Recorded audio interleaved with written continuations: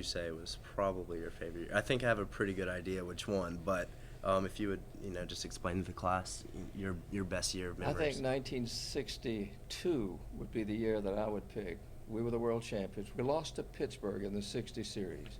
That's when I set the record of 12 RBIs in a World Series. And Mantle thought that was our biggest disappointment. When that series was over, he was actually crying in the clubhouse. He said, we had a better team, but we lost.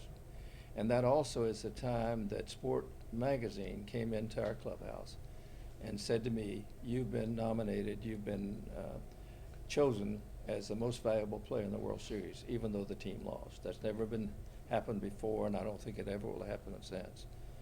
Now, the trophy is a 60 Corvette, and so I was able to drive a 60 Corvette to my home in South Carolina, realized that I couldn't get my two boys in there. I'm a quail hunter, I've had bird dogs and all, and so I took it down and traded it for a Jeep.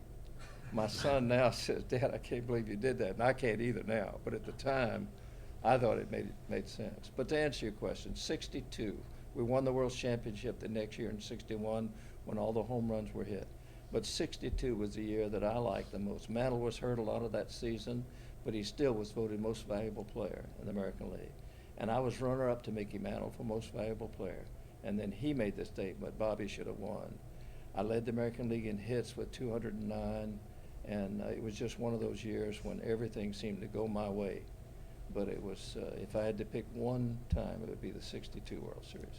And you had a hell of a snag against Willie McCovey, and I'm sure he was pretty upset about that. Did you ever talk to him afterwards? That's interesting you'd say that, because for those of you that weren't around, the situation was very simply that there was Willie Mays on second base, Matty Alou on third base, 2 outs.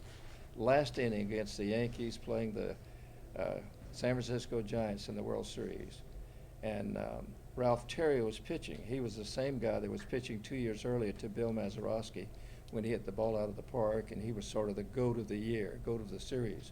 But then 2 years later, here was an identical situation. Yankees ahead by 1 run. And our manager came out to talk to Ralph Terry to see whether he wanted to walk him, load the bases, and pitch to the right-handed Orlando Cepeda. I walked over to second base, and Mays was standing there, and I roomed with Kubek my whole career, and Tony came over and he said, I sure hope McCovey doesn't hit the ball to you. And I said, why? He said, because you've already made 1 error in the series, and I'd hate to see you blow it now. That's what I was thinking about as I walked back to my position. He hit a line drive that's probably one of the hardest balls I've ever seen hit, had overspin on it. It looked like a sure base hit. The Giants thought they'd won the series because both runs would have scored.